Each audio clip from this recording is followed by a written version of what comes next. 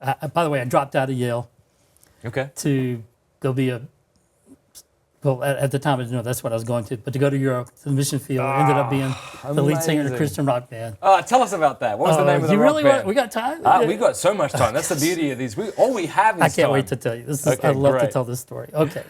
So into my first semester at Yale, and I'm loving it, and things are going great. But one night, I was at the Yale Christian Fellowship meeting, and they have a guest speaker and singer, and he's composed his own music. He's playing guitar.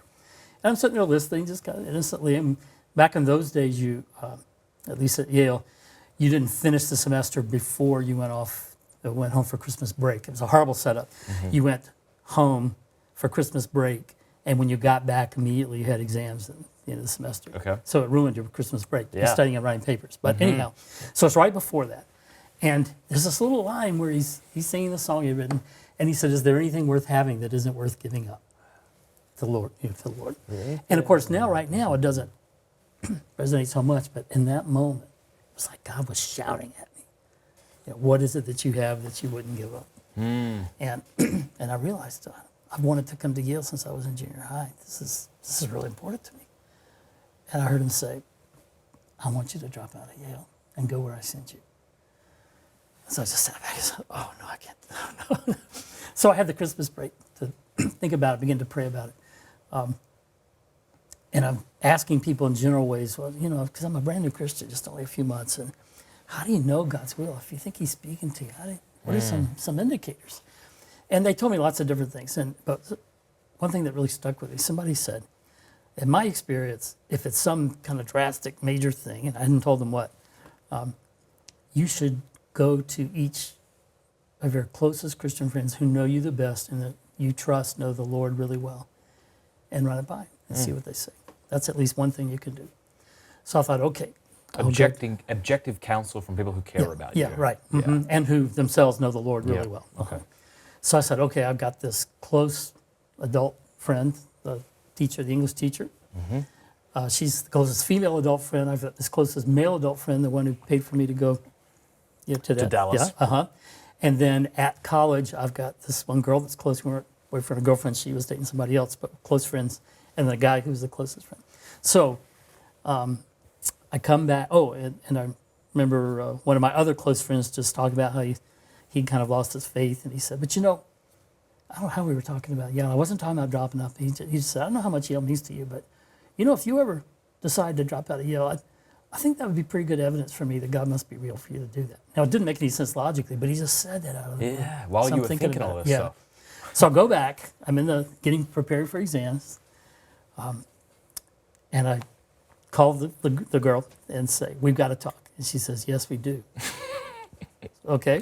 So go out for coffee and say, I've got something to say. She says, so do I. Well, you go first. No, you go first. Then finally say, okay, you start. And she says, Paul, I've been praying for you over the Christmas break. And the Lord told me you're going to drop out of school. Why? Why? And so I told her the whole thing. She says why to you? No, then I... she says, why? Why are you going to drop out? Without you even admitting that you were? I hadn't said anything about it. These bloody Christians. She goes first and says, why are you going to do that? And I said, oh my gosh. Well, here's why. So I tell her, and she was very supportive. Then I go get with the closest male friend, who's a classmate. Okay, I'm sorry. I have to stop here. This woman says the Lord told her you're dropping out, and she says why. She's convinced that. So she doesn't say, I get this sense, but maybe I'm wrong. No, she said, you're going to drop out. So tell me why. Why does the Lord want you to drop out? Can I just say that? Yeah. So I go to the guy. His name's Mark. We're talking. And then at one point he just looks at me. I'm trying to figure out how I'm going to say this. And he says, Paul, are you thinking about leaving school? So who's Martin?